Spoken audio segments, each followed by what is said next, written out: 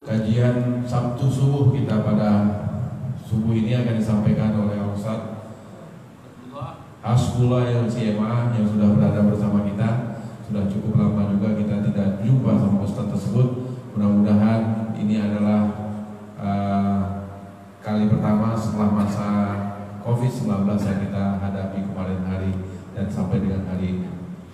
Bapak, Ibu yang kami hormati, kami juga sampaikan bahwa insya Allah hari ini Pondok Quran Al-Muslimin akan mengadakan tasbih 30 juz di Aula SDIT Al-Fatih. Untuk itu bagi bapak-bapak, ibu-ibu yang untuk berkenan hadir, yang bisa hadir silahkan hadir membawa Al-Quran sendiri untuk kita sama-sama menyimak bacaan daripada para santri kita pada hari ini. Insya Allah menurut Pak Anton itu nanti akan disiapkan makan siang bagi kita yang menghadiri acara tersebut. Kemudian laporan dari logistik kita pada hari ini apa hari ini?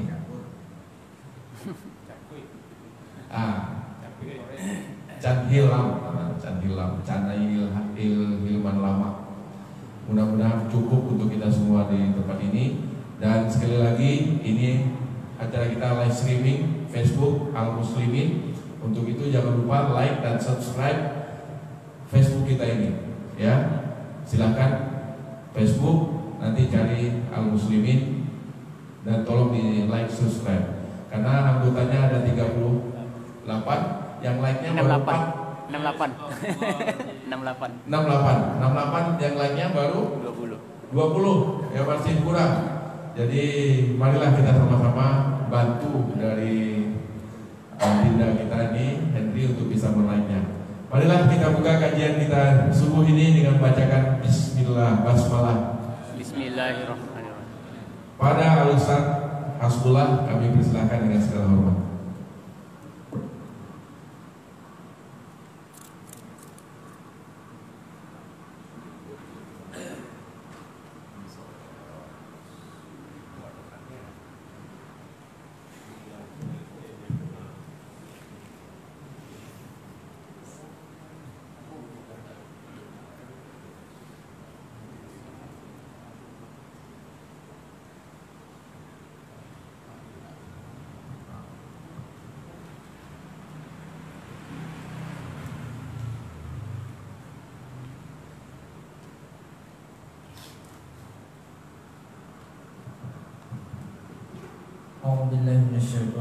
Bismillahirrahmanirrahim.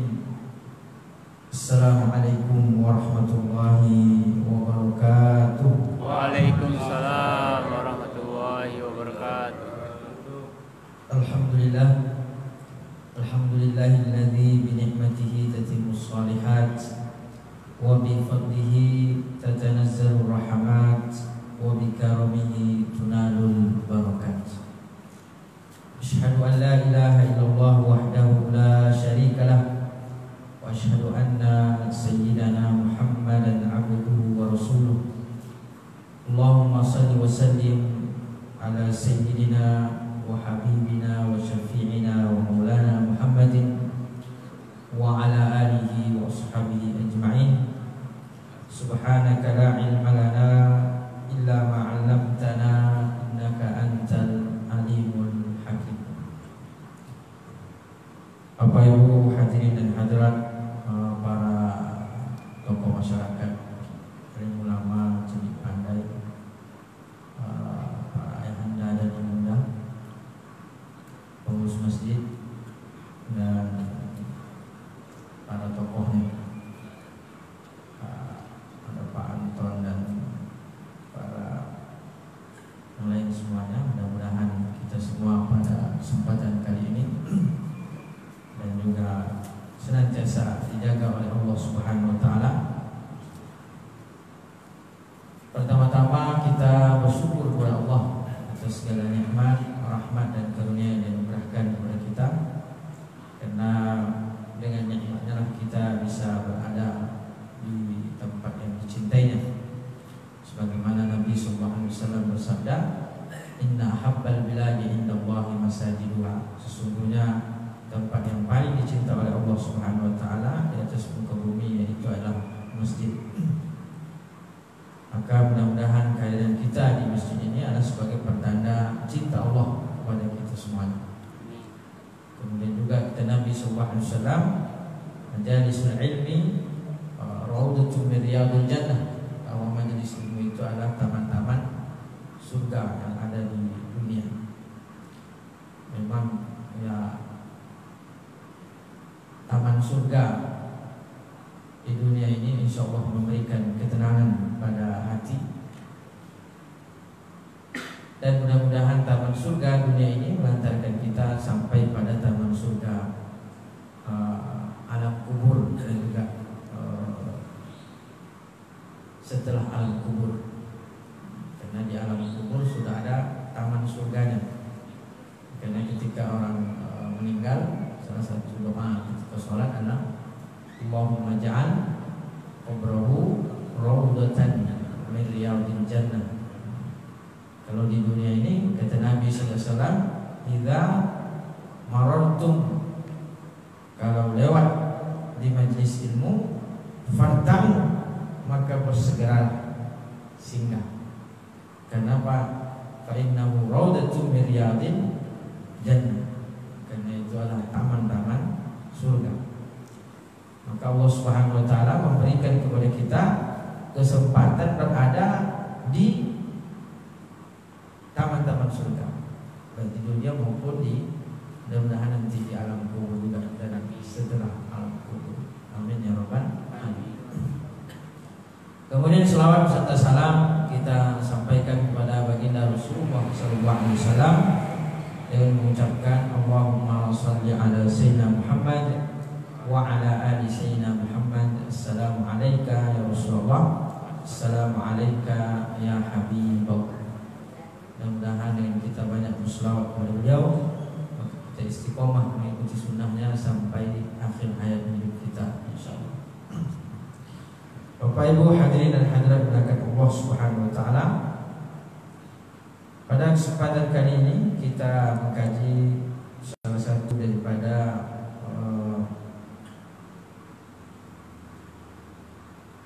ayat Allah Subhanahu wa taala dalam surah Ibrahim ayat 27. A'udzu billahi minasyaitonir rajim. Yuthabbitullahu alladhina amanu bil qawli tsabiti fil hayatid dunya wa fil akhirah wa yudhillullahu adh-dhalimin wa yaf'alullahu ma yasha'.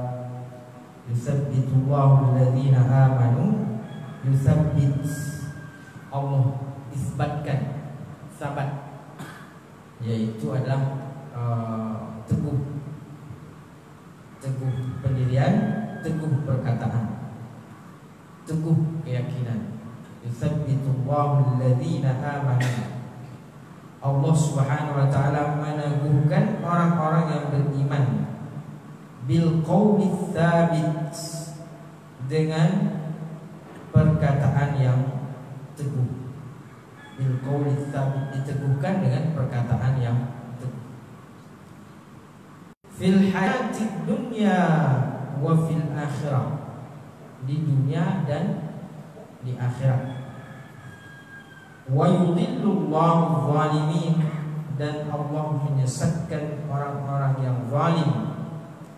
Wa yaf'alullahu ma yasha', dan Allah melakukan apa yang Dia kehendaki.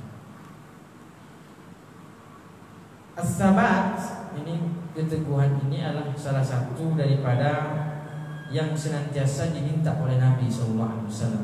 Sabat, bertahan teguh.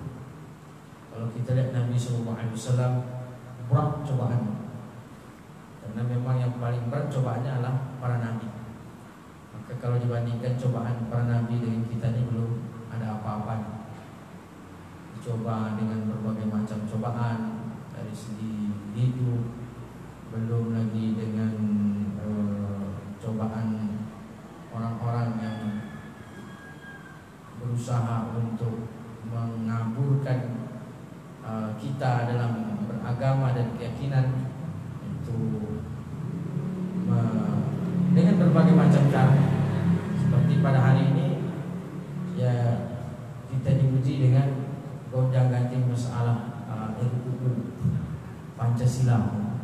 Kemarin ramai berdemo karena ada kelompok tertentu yang ingin, sebenarnya pun Pancasila ini sudah, istilahnya ini itu sudah bentuk daripada umat Islam, para ulama dahulu itu sudah moderat gitu. Artinya dasar negara kita ini Pancasila sebenarnya itu sudah moderat sekali gitu. Karena ya sejarah kan mengatakan bahwa asli Pancasila itu sila pertama bukan ketuhanan yang Maha Esa saja, tapi ketuhanan yang Maha Esa dengan kebebasan bagi umat Islam untuk menjalankan syariat Islam. Nah, karena itu dinego sedemikian rupa, para ulama istilahnya mengalah demi bersatunya bangsa ketika itu. Artinya Pancasila ini sudah Islam tuh, umat Islam yang mayoritas ini sudah moderat banget dengan niat keinginan hidup untuk bersama, keyakinan tetap dimuliakan. Nah, tapi pada hari ini ada orang-orang mengatakan dia cinta dengan negara, cinta dengan Pancasila, tetapi ingin mengarahkan ke yang lebih ekstrim. Ya, itulah mungkin kerjaan orang-orang yang tidak punya keyakinan. Nah, itu kan cobaan juga bagi kita.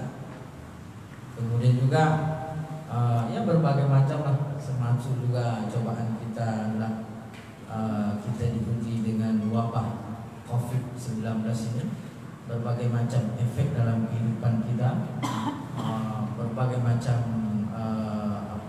pengaruhnya, pengaruh ekonomi, pengaruh kesehatan, bahkan sudah ada yang meninggal.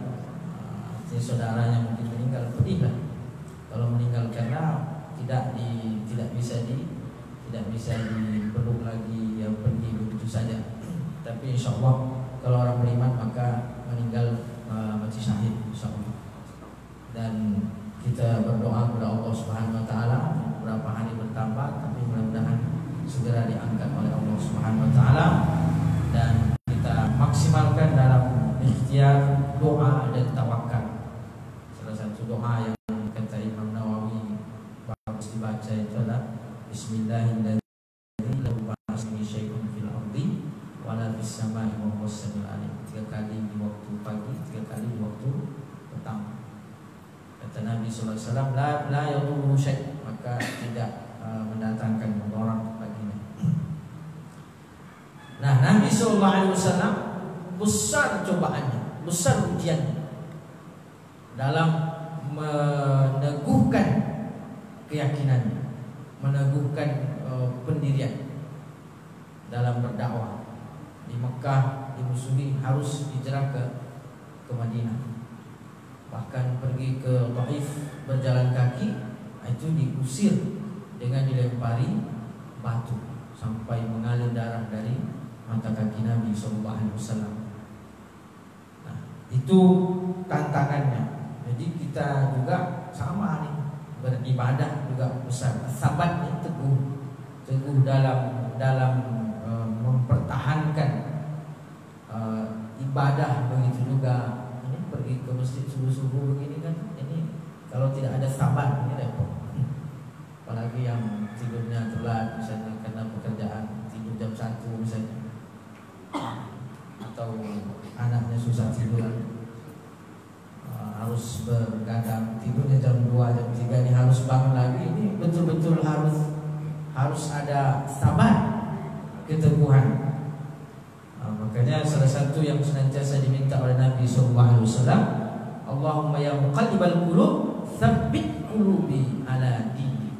Wahai yang membolak-balikkan hati, tsabbit, teguhkan hatiku di dalam keyakinan kepadamu. Tsabbit qalbi ala dinik.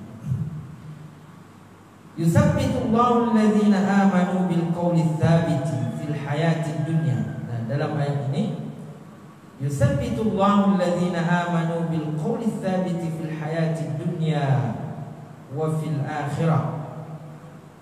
Ada ulama yang mengatakan di sini bahwa yuthabbitullahu alladhina amanu fil hayatid dunya, itu nanti diantaranya adalah diazab ketika di alam kubur. Sebagaimana disebutkan bahwa di alam kubur ada pertanyaan. Ketika kita sudah masuk semua ke alam kubur, karena siapapun kita, akhir daripada perjalanannya adalah kullu nafsin dha'iqatul maut. Nah, di alam kubur ada pertanyaan sebagaimana yang sudah sering kita dengar. Ada beberapa pertanyaan yang harus dijawab, yaitu man rabbuka, man nabiyuka, wa ma dinuka. Itu diantara pertanyaan-pertanyaan. Dan mungkin masih banyak soal-soal lain. Itu soal yang populer lah. Kalau selamat menjawab soal-soal ini, maka insya Allah selamat.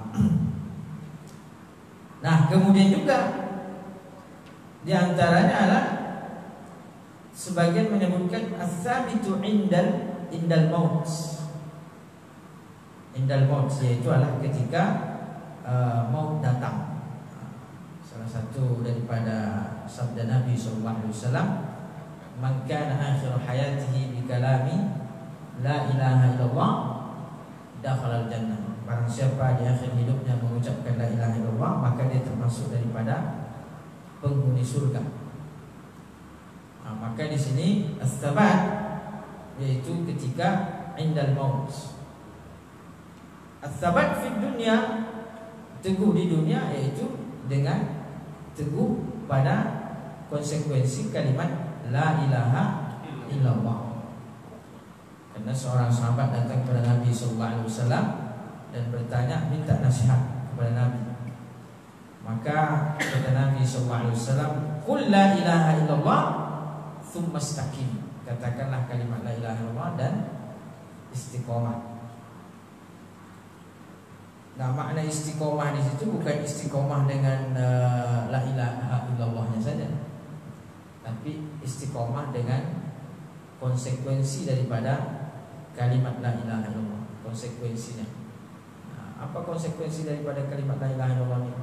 Ya, itulah kewajiban sholat, kewajiban puasa, kewajiban zakat, kewajiban bermuamalah secara halal. Ya ayyuhan nasu kulu mimma fil ardi halalan thayyiban. Ini dari segi muamalah, dari segi hubungan sosial dan lain sebagainya. Nah, itu semua termasuk daripada konsekuensi daripada kalimat la ilaha illallah. Maka menjalankan konsekuensinya ini, kata Allah Subhanahu wa taala, afahasiban nasu an yutraku ay yaqulu amanna wa hum la yuftanun. Apakah manusia mengira bahwa mereka cukup mengatakan ya Allah kami beriman? Apakah manusia ini mengira cukup asyhadu an la ilaha illallah wa anna Muhammadar Rasulullah, lalu kemudian selesai? Afahasiban nas ayyutraku ayyaqulu amanna wa hum la yuftanun. Apakah manusia mengira bahwa mereka cukup mengatakan ya Allah kami telah beriman, habis itu sudah selesai, tidak ada lagi kerjaan? Kalau gitu enak kali ya. La ilaha illallah, dah selesai. Walaupun menurut akidah Ahlussunnah bahwa orang yang bersaksi asyhadu an la ilaha illallah wa anna Muhammadar Rasulullah itu sudah muslim. Sudah muslim. Artinya setidaknya bahwa dia insya Allah masuk surga. Cuman persoalannya masuk surganya itu kapan? Karena hanya kalimat asyhadu an la ilaha illallah. Sementara dalam surah, banyak surah itu disebutkan bahwa innal insana lafi khusr illa alladziina amanu wa amilus shalihat. Amanu wa amilus shalihat. Amanu yaitu iman fil qalbi dan iqrarun bil lisan, diucapkan dengan lisan, kemudian juga harus ditambah dengan amal soleh. Illal ladzina amanu wa amilus shalihat. Nah, ini semua adalah konsekuensi daripada kalimat la ilaha illallah. Jadi tidak cukup hanya orang mengatakan asyhadu an la ilaha illallah wa anna muhammadar rasulullah, selesai. Walaupun itu salah satu pintu dia untuk masuk surga. Nah, karena menurut Ahlus Sunnah bahwa pelaku dosa pun kalau dia masih yakin kepada Allah Subhanahu wa taala, maka pada ujungnya nanti adalah masuk surga. Begitu. Sebagaimana dalam hadis bahwa setiap orang yang punya iman akan masuk surga. Pada akhirnya setelah dibersihkan oleh Allah Subhanahu wa taala nanti di neraka tentunya ya. Nah, setelah dibersihkan. Masalahnya kan neraka lama. Satu hari seperti 50.000 tahun di dunia. Maka jangan pernah kita mengatakan dah nggak apa-apa masuk neraka satu hari aja gitu. Nah, ini satu hari misalnya senilai dengan 50.000 tahun. Jadi sehari itu tidak sebentar, lama waktunya. Disitulah disiksa, dibakar. Kullama nadidat juluduhum baddalnahum juludan ghayraha. Setiap kulitnya itu hancur, maka diganti dengan kulit yang baru. Kullama nadidat juluduhum baddalnahum juludan ghayraha liyadzuqul azab. Jadi kulit habis ganti lagi. Kulit terus seperti itu. Itulah pedihnya siksa api neraka yang mudah-mudahan kita diselamatkan oleh Allah Subhanahu wa taala. Nah, salah satu penyebab daripada keselamatan daripada siksa tersebut adalah wa amilus shalihat. Karena ada orang-orang yang masuk surga bighairi iqab, bighairi sabqi iqab. Ada orang-orang masuk surga itu tanpa didahului dengan siksa. Mudah-mudahan kita termasuklah di antara dia masuk surga tanpa didahului dengan siksa. Maksudnya langsung masuk, tidak disiksa dahulu. Ada juga yang masuk surga tanpa hisab, bighairi hisab. Nah, itu yang dimakamkan di Baqi di Madinah. Nah, makanya Imam Nawawi dalam kitab Riyadhus Shalihin beliau membuat satu bab judul mengatakan bahwa bab berharap meninggal di tanah haram. Jadi ada babnya, bab berharap meninggal di tanah haram. Jadi dia ada orang-orang yang memang pergi haji, pergi umrah berharap meninggal di sana, tapi dah bolak-balik tak meninggal juga. Nah, itu berarti belum rezekinya gitu. Pasti pulang langsung meninggal. Nah, tapi insya Allah ketika dia ikhlas pergi ke sana, itu sudah menjadi amal soleh. Nah, tapi memang itu istimewa karena kata Nabi Sallallahu Alaihi Wasallam akan dibangkitkan dari Baqi ini puluhan ribu. Kata Nabi SAW, puluhan ribu umat Islam yang dimakamkan di situ dibangkitkan dan mereka dimasukkan ke dalam surga tanpa hisab. Tanpa hisab, tidak ditanya-tanya dulu. Kalau hari ini kita mau pergi kemana-mana susah, harus ada rapid testnya, ya kan? Harus ada hisabnya dulu, harus berbagai macam lah. Kadang-kadang kita mau masuk masjid harus ditembak dulu. Kalau 37 nggak jadi masuk kan gitu. Itu hisab sebenarnya. Itu baru hisab di dunia. Kemarin saya sholat Jumat di Minas gitu, di Al-Fatah. Jadi ditembak dulu sebelum masuk. Saya khutbah, saya ketar-ketir juga. Kalau saya 37 berarti saya nggak jadi khutbah. Pulang. Alhamdulillah tidak sampai 37, 35, berapa gitu. Oh, ada juga jamaah 37. Jadi disuruh pulang, tidak mau pulang. Oh, dia bilang saya duduk sebentar mendinginkan badan. Ini saya dari rumah jalan kaki dengan panas-panas. Itu yang menyebabkan badan saya menjadi 37. Jadi tidak terima badannya 37. Karena dia bilang ini perjalanan yang membuat menjadi panas. Karena kemarin kan panas ya awalnya. Nah, jadi itu hisab, baru hisab di dunia.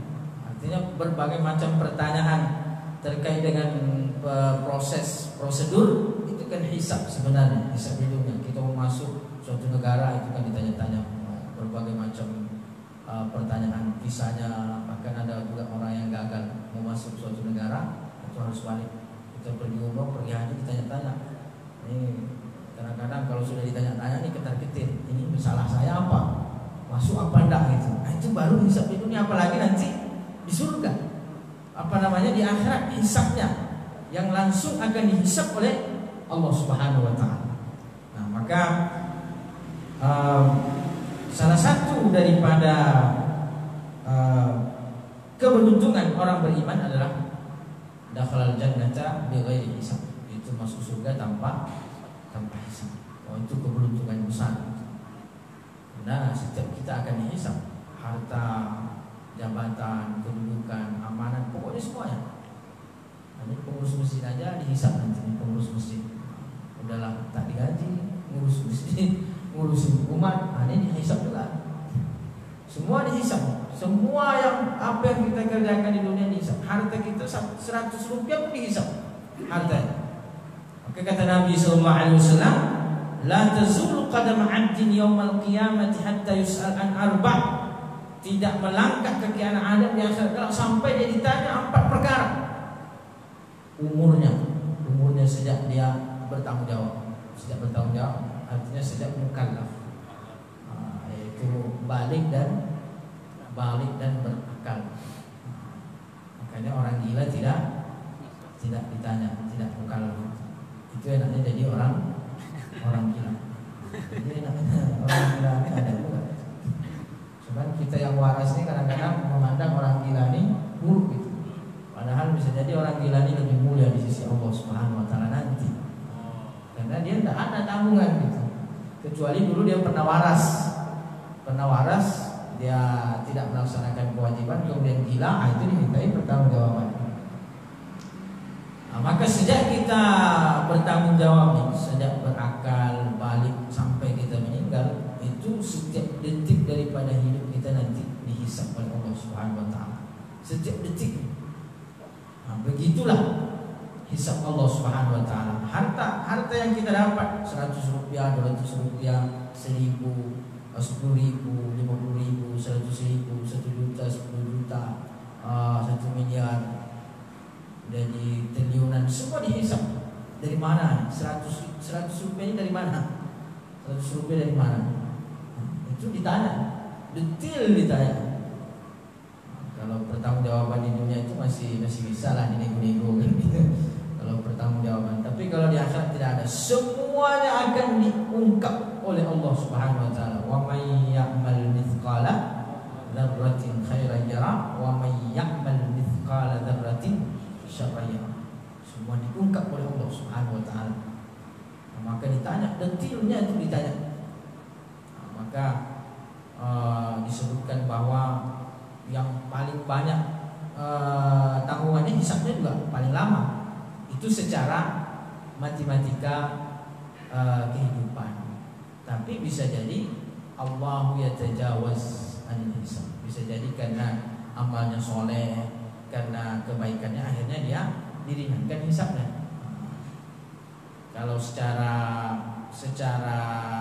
kaidah, semakin banyak jabatannya, semakin banyak jabatan, mulai dari RT, RW, naik lagi jadi lurah, naik lagi jadi camat, naik lagi jadi bupati, naik lagi habis itu anggota dewan, naik lagi setelah itu jadi menteri, habis itu jadi wapres, jadi capres. Kan manusia ini kan tidak pernah puas. Sudah jadi ini mau jadi itu lagi, sudah mau jadi ini mau jadi itu lagi. Dia puas kalau sudah jadi almarhum. Itu baru dia puas. Tidak ada lagi cerita kalau sudah almarhum. Semakin banyak secara kaidah, semakin banyak kedudukannya, maka hisabnya juga semakin banyak. Hisabnya semakin lama secara kaidah. Tapi bisa jadi karena dia dalam memegang amanah jabatan itu, dia amanah, dia betul-betul menegakkan keadilan, akhirnya tidak dihisab oleh Allah Subhanahu wa taala. Bisa jadi. Nah, itulah keberuntungan. Apalagi kata Nabi sallallahu alaihi wasallam, sab'atun yudhilluhumullahu yauma la dhilla illa dhilluh. 7 golongan yang diberikan naungan oleh Allah Subhanahu wa taala di akhirat kelak, tidak ada naungan selain daripada naungan Allah Subhanahu wa taala, yaitu adalah imamun adil, pemimpin yang adil. Kaidahnya, walaupun kaidahnya bahwa hisabnya lama, kaidahnya semakin banyak tanggungan maka hisab semakin lama, tetapi tidak tertutup kemungkinan Allah Subhanahu wa taala karena apa yang menjadi amanah tersebut dilaksanakan dengan sebaik-baiknya, maka diringankan hisabnya oleh Allah Subhanahu wa taala. Ini hanya secara kaidah dasar saja. Maka oleh karena itu kita lihat para ulama dahulu ada yang tidak mau memegang amanah sama sekali. Abu Bakar Siddiq radhiyallahu anhu ketika terpilih menjadi khalifah, beliau kan menangis. Kalau sekarang orang sudah mencalon, sudah membiayai banyak tuh, tidak jadi menangis darah, tidak jadi justru menangis. Harus jadi. Kalau Sayyidina Abu Bakar beliau jadi justru menangis. Sayyidina Umar bin Abdul Aziz itu 1 minggu ketika terpilih diangkat menjadi khalifah, 1 minggu menangis, tidak bisa ngapa-ngapain 1 minggu. Menangis 1 minggu, memikirkan beratnya daripada jabatan. Kalau hari ini dia akan menangis 1 minggu, tidak bisa move on, tidak apa namanya ini, tidak bahkan hilang akalnya. Ada yang tidak jadi menjadi gila. Tapi itu tadi ada hikmahnya menjadi orang gila. Akhirnya dia dikurangi hisabnya. Selagi menjadi orang gila hisabnya tidak ada. Tapi sebelumnya itu dihisab oleh Allah Subhanahu wa taala. Maka secara kaidah semakin banyak tanggungan maka semakin lama hisabnya. Maka mengikuti hal ini disebutkan bahwa Nabi yang paling terakhir masuk surga itu adalah Nabi Sulaiman. Akhirul anbiya dukhulal jannah Nabi Sulaiman. Tapi Nabi terakhir yang masuk surga, bukan manusia terakhir. Nabi terakhir. Jadi para nabi-nabi ini masuk surga dahuluan, habis itu terakhir adalah Nabi Sulaiman.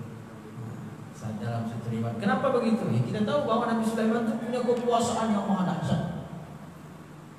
Rabbi habli mulkan la yang bagi ahadam min ba'di. Kata Nabi Sulaiman itu, ya Allah berikanlah kekuasaan kepadaku yang mana tidak akan didapati lagi sehebat itu orang setelahku. Itu kata Nabi Sulaiman, dan itu dikabulkan. Oleh karena itu dalam satu riwayat Nabi SAW mengatakan, kalaulah kebesaran, kehebatan, kekuasaan itu belum diminta oleh pendahuluku Nabi Sulaiman, maka aku meminta, dengan tujuan untuk menegakkan kebenaran, keadilan tersebut. Nabi, kenapa begitu? Karena kekuasaannya, jabatannya.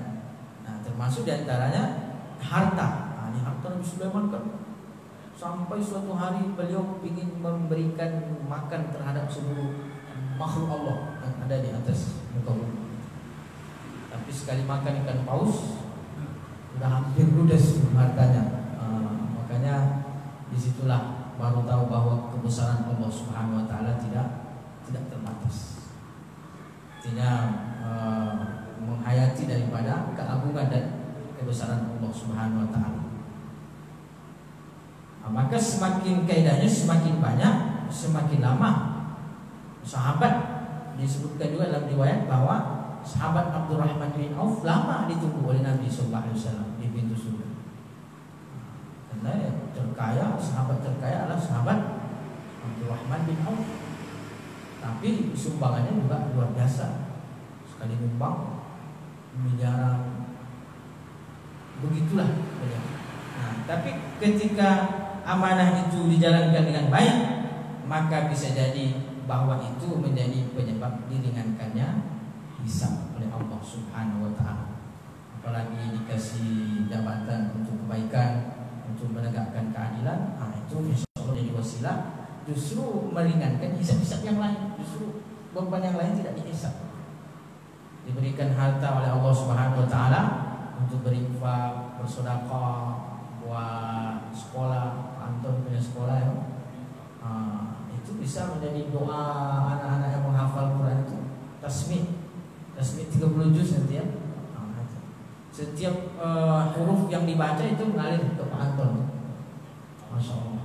Nah, ini harta yang dahsyat yang mengalir. Itu menyebabkan nanti bisa jadi tidak ada yang dihisab. Mudah-mudahan tidak dihisab. Kenapa? Karena dimanfaatkan untuk jalan kebaikan, ketaatan. Maka kaidahnya memang begitu. Semakin banyak maka hisabnya semakin lama. Tapi ketika dimanfaatkan dalam jalan ketaatan dan jalan kebaikan, bisa jadi itu menyebabkan diantara penyebab bahwa tidak dihisab oleh Allah Subhanahu wa ta'ala. Maka oleh karena itu kita tak berdoa, Allahumma adkhilnal jannata min ghairi hisab. Ya Allah, masukkanlah saya ke dalam surga tanpa hisab. Kok tinggi kali doanya gitu? Ya, tanpa hisab, tidak apa-apa dihisab. Tapi setelah itu masuk surga. Kenapa dihisab lama? Tapi kata sebagian riwayat menyebutkan al-hisab nau'un minal iqab. Hisab itu sudah bagian daripada azab. Maka ketika orang dihisab berarti sudah ada azabnya. Tapi ya kita namanya, kata Nabi SAW, kalau minta surga fas'alil firdausal a'la. Kalau minta surga yang paling tinggi. Jangan tanggung-tanggung. Karena kita berdoa adkhilnal jannata bighairi hisab. Ya Allah, masukkanlah kami ke dalam surga tanpa hisab. Tapi setelah itu tengok-tengok juga amal kita layak apa enggak kan gitu. Mintanya bighairi hisab tetapi tidak layak dari segi amal. Tapi doa itu memberikan motivasi. Kita berdoa, ya Allah, masukkan surga tanpa hisab, maka itu menjadi motivasi untuk beramal dengan baik. Nah, ini menunjukkan bahwa setiap apa yang dianugerahkan Allah Subhanahu wa ta'ala itu akan dihisab, dimintai pertanggungjawaban oleh Allah Subhanahu wa ta'ala. Sekecil apapun Allah Subhanahu wa ta'ala sudah mengatakan, wa may ya'mal mithqala dzarratin khairan yara wa may ya'mal mithqala dzarratin syarran yara. Maka di sini disebutkan bahwa as-sabitu fid dunya, bahwa as-sabat fid dunya yaitu adalah teguh terhadap setiap konsekuensi keimanan kepada Allah Subhanahu wa taala berupa kalimat asyhadu an la ilaha illallah wa asyhadu anna Muhammadar Rasulullah. Ini konsekuensi, segala bentuk konsekuensinya. Kemudian setelah itu as-sabat indal maut, ketika menghadapi kematian, dengan kalimat la ilaha illallah atau kalimat yang baik, sabat. Ya, memang ketika menghadapi maut kita berharap dalam kondisi yang baik. Kalau bisa ya seperti tadi, berharap meninggal di tanah haram. Ada bab berharap meninggal di tanah haram. Tapi pada tahun ini tidak ada haji, tidak ada umroh. Mudah-mudahan nanti setelah ini haji ada, tetapi kalangan terbatas, yaitu yang berada di tanah haram, di Mekah saja, di Saudi. Itu tapi dan berbagai macam warga negara.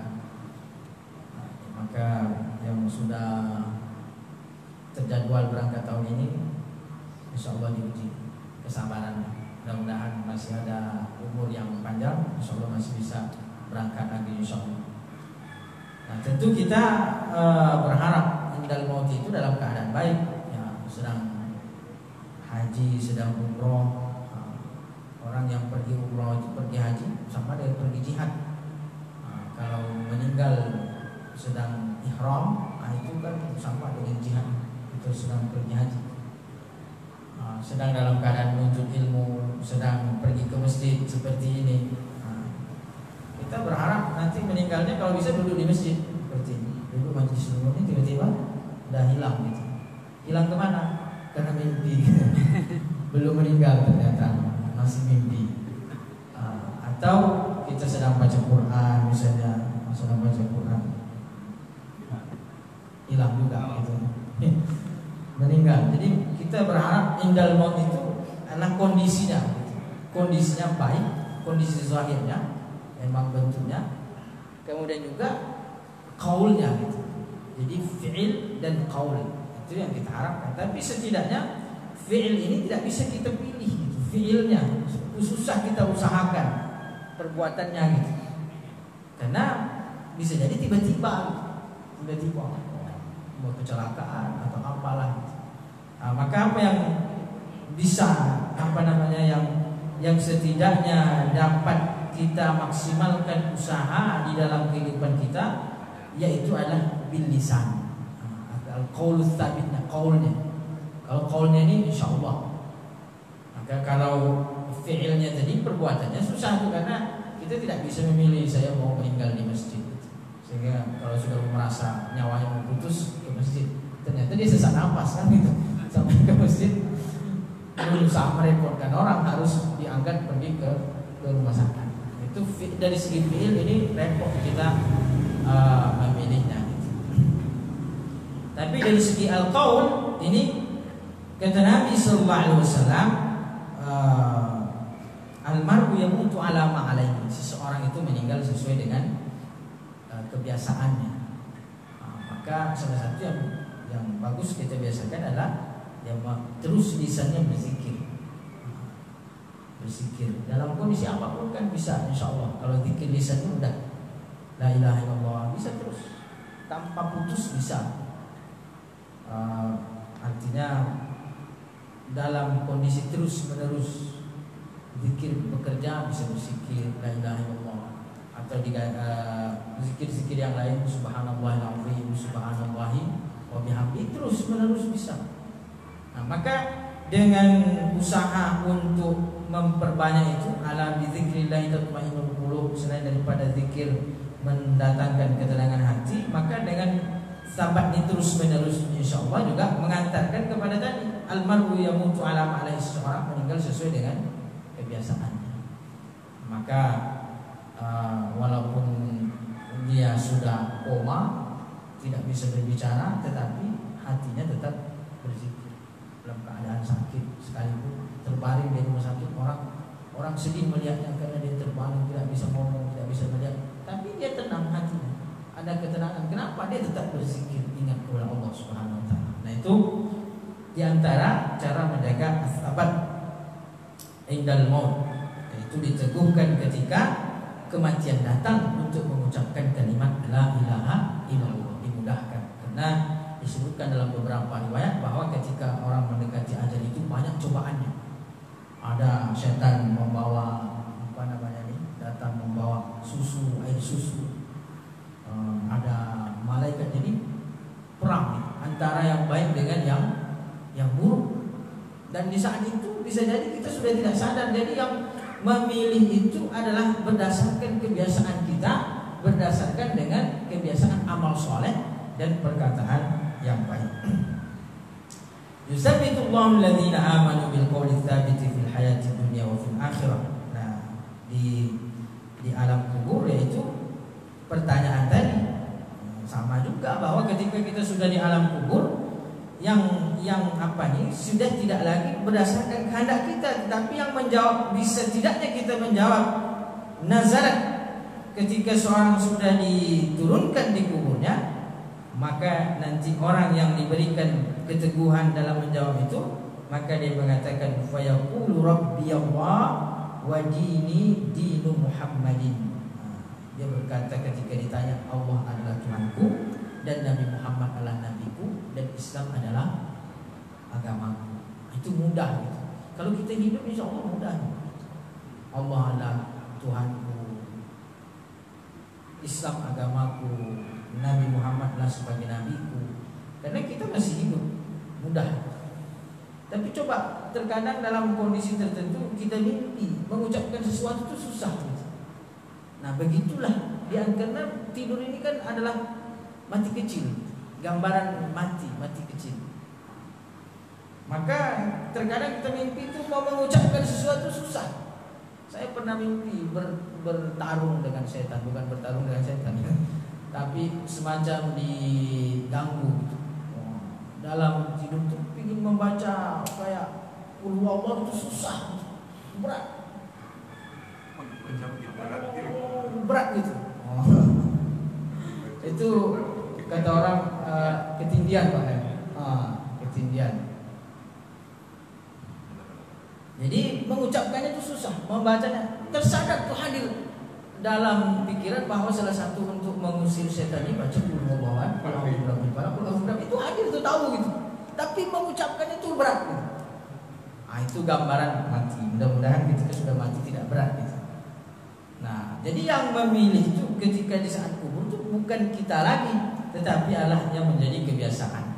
Karena pertanyaannya kan bahasa Arab. Di dunia bisa jadi kita nggak bisa bahasa Arab, ngerti. Tapi di situ otomatis kalau yusabbitullahu alladzina amanu bil qawli tsabit, kalau diteguhkan oleh Allah Subhanahu wa taala orang-orang beriman ini, maka dia mudah mengucapkan itu dengan sendirinya mengalir.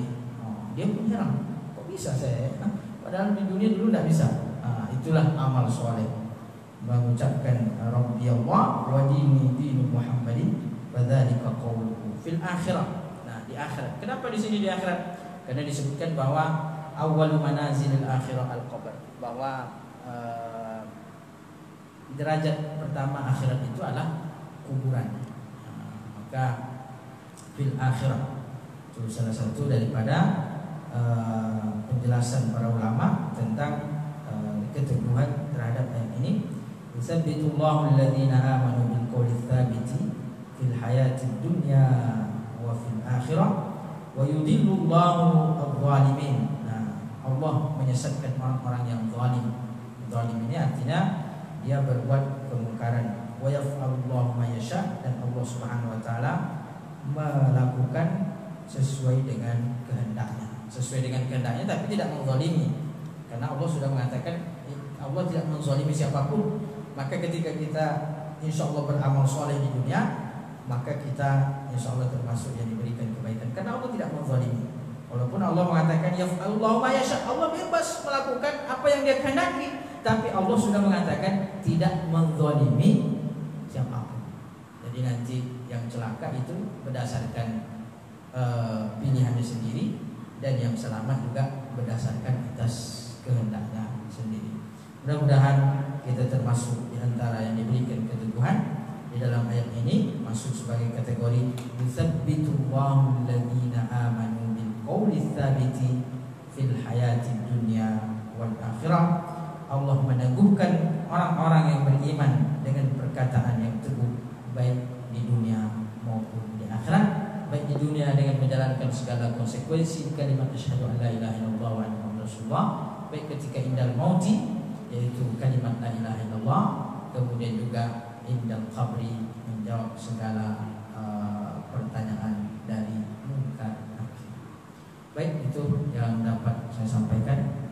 Atas segala salah dan curang mohon maaf. Sebelum kita tutup, kalau ada pertanyaan bagi ya. Baki itu kuburan baki itu yang masuk tanpa hisab itu, surga tanpa hisab itu, yang meninggal dulu sampai dengan sekarang atau ada batasan waktunya yang berperang saja waktu itu, atau yang meninggal sekarang itu masuk enggak surga tanpa hisab? Itu tak pertanyaannya. Iya, hadisnya itu umum. Tidak ada disebutkan yang dulu saja, sahabat saja, tidak. Tapi akan dibangkitkan dari bangkit 70.000 kalau tidak salah, 70.000 dari bangkit dibangkitkan min ghairi hisab, tanpa hisab. Nah, ini yang karena berdekatan dengan orang soleh itu bisa memudahkan hisab kita juga. Jadi yaitu yang mungkin 70.000, tapi selebihnya karena mereka dekat dengan mereka, akhirnya dimudahkan juga. Karena dalam kitab Ar-Ruh Ibnu Qayyim Al-Jauzi itu disebutkan bahwa ruh orang soleh itu bisa mengurangi daripada hisab kepedihan yang lain di sekitarnya. Nah, maka itu enaknya banyak orang-orang itu ingin dikuburkan di tempat orang-orang yang soleh, itu berdekatan. Karena begitu dalam kitab Ar-Ruh ada dialog antara ruh ini, dialog antara yang ruh seorang wali Allah mimpi bertemu dengan salah satu daripada ruh. Ini diceritakan dalam kitab Ibnu Qayyim bahwa seseorang ini dilihat awalnya itu masuk sebagai ahli neraka, tapi lama-lama dia menjadi ahli surga. Ditanya kenapa? Karena berdekatan dengan ruhnya orang soleh. Maka di situ disebutkan bahwa orang soleh ini bisa memberikan syafaat 40 orang di sekitarnya, meringankan. Itu ada dalam kitab Ar-Ruh Imam Ibnu Qayyim Al-Jauzi.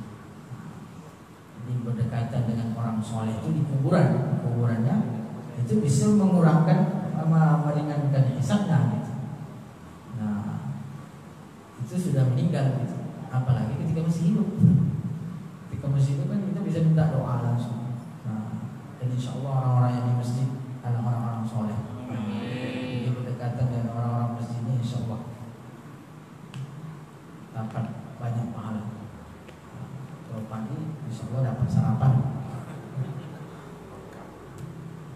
Baik, jadi umum dia tidak diberikan batasan. Pokoknya akan dibangkitkan dari situ yang mana mereka tanpa hisab. Dan terus sampai sekarang ini ketika orang meninggal di Madinah itu masih bisa dimakamkan di Baqi. Masih terus sampai hari ini.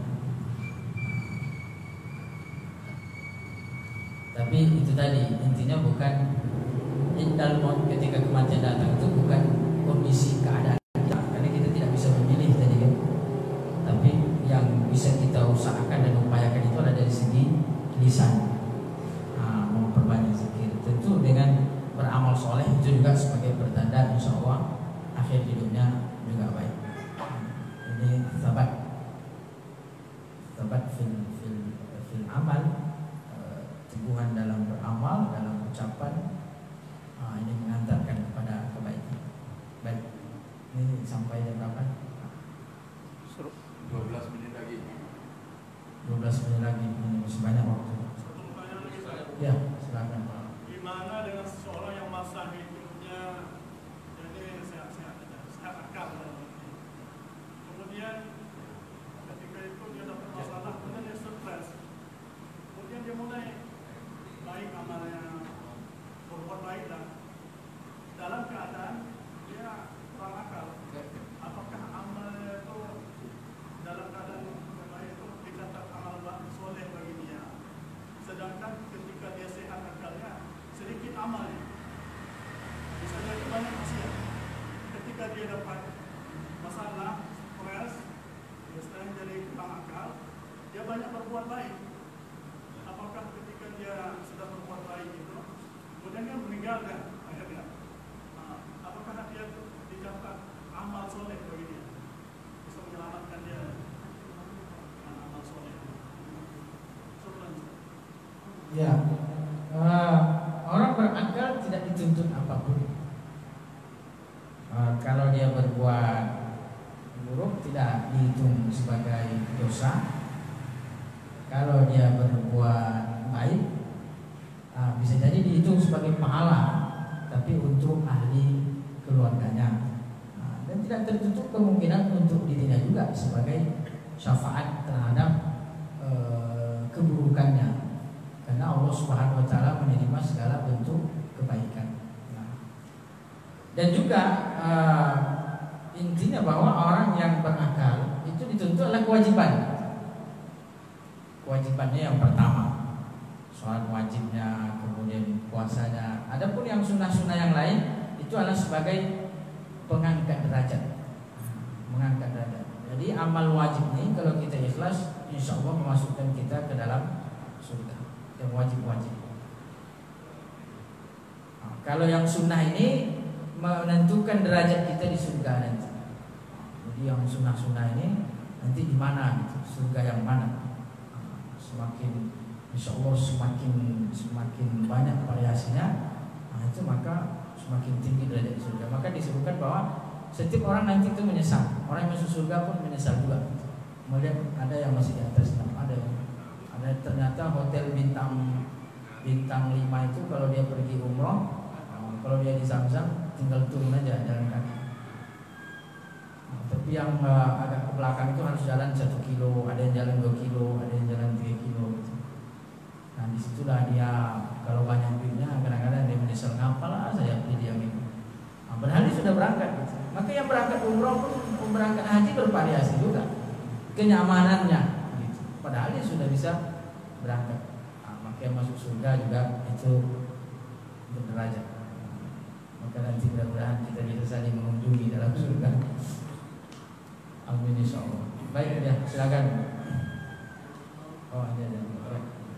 Katanya sedekah menghapus semua perbuatan-perbuatan yang jelek, bisa menimbang perbuatan kita yang sedekah. Jadi sedekah ini sebaiknya kita lakukan apakah harus kepada orang-orang yang kita tidak tahu. Kadang-kadang sedekah itu kita kasih aja kepada mereka-mereka yang kita tak paham siapa dia.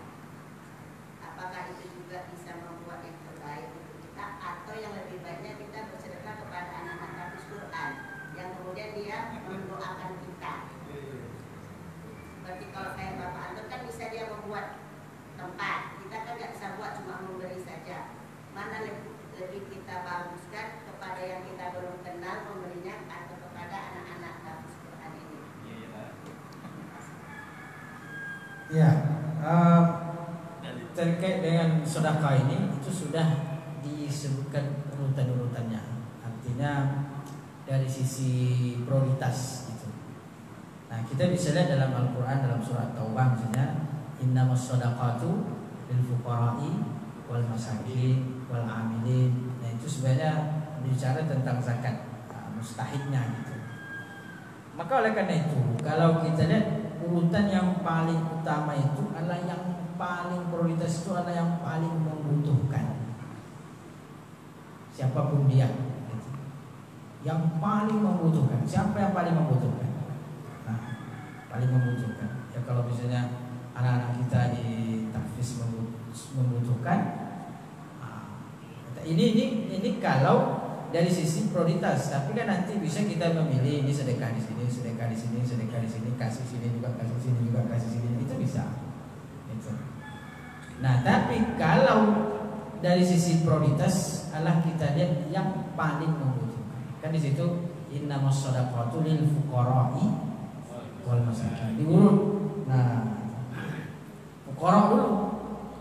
Kata Imam Syafi'i, al fuqara asyaddu halan minal miskin, bahwa fakir ini lebih memprihatinkan kondisinya daripada miskin. Kalau fakir ini dia tidak punya pekerjaan, tidak cukup hartanya. Kalau miskin dia punya pekerjaan tapi nggak cukup. Kalau fakir lebih parah dan tidak punya pekerjaan, tidak cukup. Kalau miskin punya, dia pemasukan masih ada pemasukan, hanya saja pemasukannya itu kurang, tidak mencukupi kebutuhannya. Nah, bukan karena rajin jalan-jalan ke mall, nah, karena memang sudah kebutuhan normal gitu. Maksudnya miskin itu tidak cukup karena kebutuhan normalnya tidak tercukupi gitu. Nah, kalau hari ini kan banyak juga tidak tercukupi. Kenapa begitu? Kredit banyak. Nah, jadi tidak cukup-cukup juga loh. Nah, itu tidak masuk kategori miskin. Di sini adalah kebutuhan normal, kebutuhan pokoknya. Makan, tempat tinggal, pakaian, nah itu tidak tercukupi. Tapi kalau fakir memang tidak ada pemasukan, itu fakir. Maka itu diurut. Nah, mana yang paling butuh? Itu dari sisi prioritas. Jadi sedekah ini intinya prioritas itu adalah yang membutuhkan, paling membutuhkan. Nah, nanti ketika kedudukan mereka sama dari segi kebutuhan nih, ada yang membutuhkan, ini juga ada yang membutuhkan.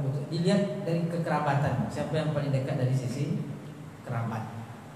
Kerabat, kalau misalnya ada ponakan yang lain sama susahnya, itu yang paling dekat kerabatnya. Dan itu disebutkan dalam Al-Quran, adalah kerabat kita. Nah, makanya oleh karena itu yang paling utama di sedekah itu adalah yang paling dekat. Suami siapa? Istri.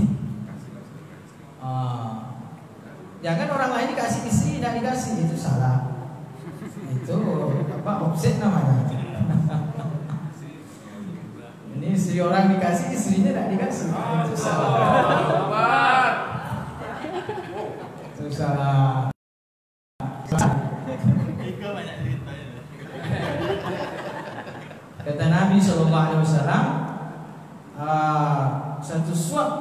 suapkan kepada istrimu adalah sedekah. Maka yang belum suap-suapan nanti bisa suap-suapan. Suap. Itu suap saja disuapkan kepada istri. Tapi itu maksudnya adalah yang diberikan. Nah, jadi lihat daripada kalau sama kedudukannya, dilihat kepada yang paling dekat.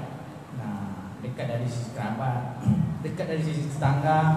Nah, jadi kalau ada tetangga kita, tetangga sebelah sana sama kebutuhannya dengan tetangga dekat kita, tetangga dekat kita. Gitu. Karena kalau ada apa-apa kita sesak napas ke dia dulu kan gitu, sebelum ke sana. Nah, jadi prioritas kebutuhan yang pertama, yang kedua dari sisi kedekatannya, baik kedekatan secara kekeluargaan, keluarga atau dari segi tempat. Tapi kalau kita bisa memilih, artinya bisa punya lebih, bisa saja taruh sini, taruh sini, taruh sini, taruh sini. Itu lebih afdol tentunya. Dan tidak, memang tadi tidak mesti harus yang kita kenal, tidak kenal sekalipun itu juga sama. Tapi lebih afdol yang kita kenal kalau kalau kedudukan prioritasnya itu sama, tingkat kebutuhannya. Gitu. Baik, silakan. Satu lagi. Silakan.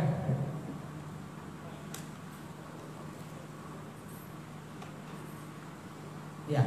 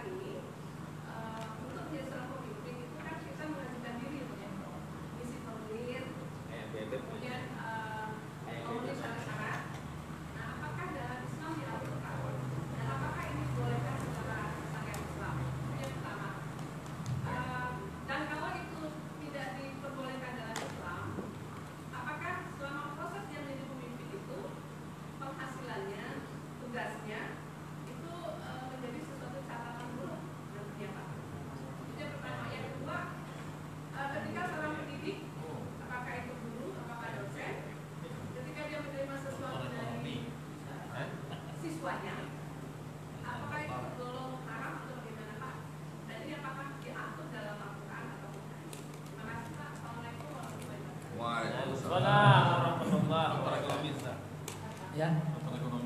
Masya Allah. Itu nyonya kedua. Nyonya kedua. Lengkap sudah ada saya. Yang pertama, memilih pemimpin dalam Islam. Sebenarnya tidak dilarang juga meminta mengajukan diri, itu tidak dilarang. Karena Nabi Daud juga ada nabi yang meminta Allahumma ja'alni ala khazainil ardh. Nabi yang di Mesir berkuasa, Nabi Yusuf alaihissalam. Allahumma ja'alni ala khazainil ardh. Ya Allah, jadikan aku sebagai perbendaharaan bumi, maksudnya Mesir ketika itu. Nah, itu memohon kepada Allah. Jadi boleh. Nah, sahabat Abu Dzar radhiyallahu anhu datang kepada Nabi sallallahu alaihi wasallam dan mengatakan, kenapa kau tidak mengangkat saya ya Rasulullah? Kenapa tidak memakai saya? Nabi tidak mengingkari. Hanya Nabi mengatakan amanah itu berat, tanggung jawab, dan engkau bisa jadi tidak mampu di situ. Jadi boleh saja mengajukan, itu tidak bertentangan dengan Islam. Tapi yang bertentangan itu adalah ketika tujuannya untuk buruk. Tapi kalau dia mengajukan diri untuk kebaikan, merasa mampu memegang amanah itu, dia ingin berlaku adil, ingin mendapatkan kemuliaan fadilah daripada yang hadis yang tadi, imamun adil. Salah satu yang mendapatkan naungan di akhirat kala adalah imam yang adil. Dia ingin mendapatkan fadilah itu dan merasa mampu, dia punya kapasitas di situ, bisa menegakkan kebenaran dan keadilan, maka itu sah saja, boleh. Jadi tidak bertentangan. Yang dalam hadis-hadis itu, barang siapa yang minta kepemimpin, maka itu akan menjadi pertanggungjawaban baginya. Maksudnya di situ ketika dia tujuannya adalah kezaliman. Tapi kalau tujuannya baik, itu bahkan hari ini karena sistem kita seperti itu, maka yang baik-baik itu harus mengajukan gitu. yang merasa punya kemampuan bisa berbuat baik seperti dewan lah gitu. Yang merasa punya harta, yang merasa punya niat baik, bisa merasa punya kemampuan untuk menegakkan kebenaran dan keadilan, ajukan diri. Insya Allah masuk kategori tadi, tapi jangan silau nanti ketika sudah niatnya baik, tapi ketika sudah masuk nampak uang hijau matanya, berubah pikirannya. Nah, makanya harus dia meyakini bahwa dia mampu, punya kemampuan. Jadi tidak bertentangan. Mengajukan diri itu tidak, artinya sistem mengajukan diri itu tidak bertentangan. Artinya termasuk dibolehkan kalau tujuannya untuk Allah. Yang tadi yang kedua apa tadi?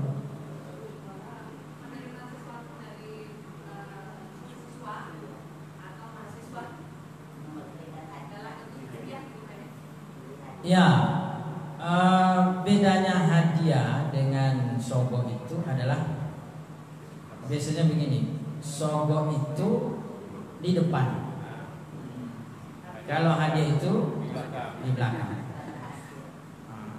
Jadi ada juga di belakang Ustaz, tapi dia janji dulu di depan. Itu hadiah sogok juga loh. Artinya lagi-lagi dulu